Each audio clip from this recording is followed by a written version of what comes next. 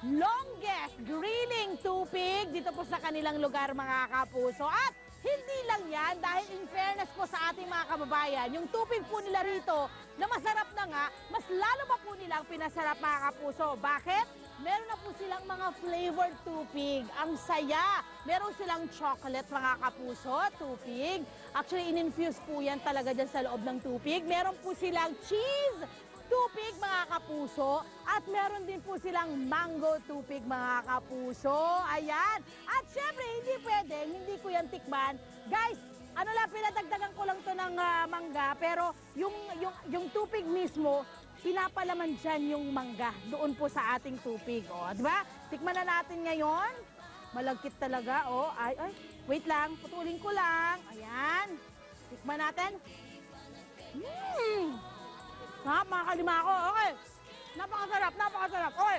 Bukod dyan, mga kapuso, naiba pa sila dito yung pinagmamalaki, mga kapuso, na pagkain nila at dessert or kakanim. Dito pong Makatarem. Meron po silang, ito yung kanilang latek, na talaga namang rich na rich sa latek, mga kapuso. At ito naman ang kanilang suman, na siyempre pa pinapartneran din po ng masarap na mangga. Okay. Siyempre pa, bilang nasa norte tayo, ang norte, hindi talaga pwedeng hindi kayo mag-explore or mag-foodie galore. O, di ba? Yes, dahil marami silang pinagmamalaking pagkain. Meron po tayo dito, ano nga tawag dito? Papaitan. Po. Papaitan. Yes, Lagi po po yan sa norte, hindi pwedeng hindi nyo matikman yan. At siyempre, kung mahilig naman kayo sa gulay, meron po silang masarap na pakbet. Di ba? Yes, Pakbet. pakbet Diba po. pag dinengdeng, iba pa yon. Iba rin po. Iba rin yun, mga Yes kapuso. po, mga dahon-dahon din po Mga yun. dahon-dahon. Okay, Yes. ngayong umagang ito, naku, swerte tayo. Anong name mo, madam? Grace. Grace. Grace Comendador. Joke lang. Grace Comendador namin. Itong niluluto mo ngayon, anong tawag dito? Burong isda po. Na lagi sa mga palengke po ng Yes. norte, present ito. Hindi Opo. pwede mo wala. Nasa balde, minsan nasa sako, di ba? Opo. Ayan, okay. So naggisa ka, anong ginisa mo? Bawang, sibuyas, luya, tapos nilagyan po ng kamatis. Na maraming Yes, kamatis. opo. So dinurog mo talaga, niluto mo ng Yes, gusto itong mga ito. ma'am. Okay, Opo. paano mo lulutuin yan, madam? Yung ating buro. Tapos ilalagay na po siya para maluto na po. Saan masarap ang buro? Anong masarap na? Kapartner ba yan? O talagang yung meal ba yan? Ulam na ba yan? Ano ba Ulam siya? po. Ulam Masarap na talaga ulam siya, po. guys. Ma'am, pwede Akala din ko pong baka hilaw ano siya, kainin. side dish.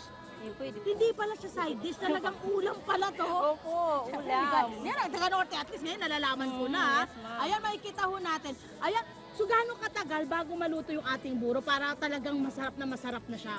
Ma'am, kapag ka, ano na po, yun talaga yung mga tinik-tinik niya po, medyo nagba-brown-brown na po yung isda. Yan, lutong-luto na po. So kailangan pa Yes. brownin nyo yung isda? Yes, ma'am, para masarap. Pero Oh pwede rin my. pong, pag talagang Oo. pwedeng saglit mo, mga 3 to 5 minutes. Alam nyo, natikman ko to, masarap siya sa buro, ay sa sa mustasa.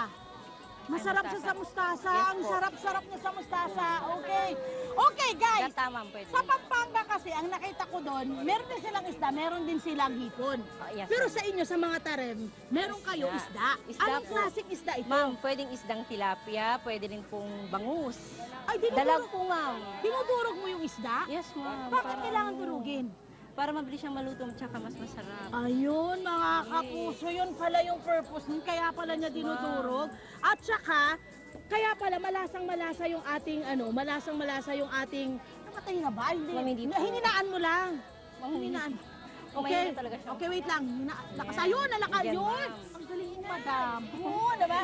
Ayan, mga kapuso, tuloy-tuloy pa rin po ang ating pagtutok. tatalsik. Maraming salamat Po. sa mga taga-tatarem. Congratulations. At maraming salamat po sa organizers nito. Thank you so much. Thank you din po. Tuloy-tuloy pa rin po ang inyong pagtutok. Dito lang po sa inyong pambasang morning show kung saan laging una ka. Yes, unang hirit!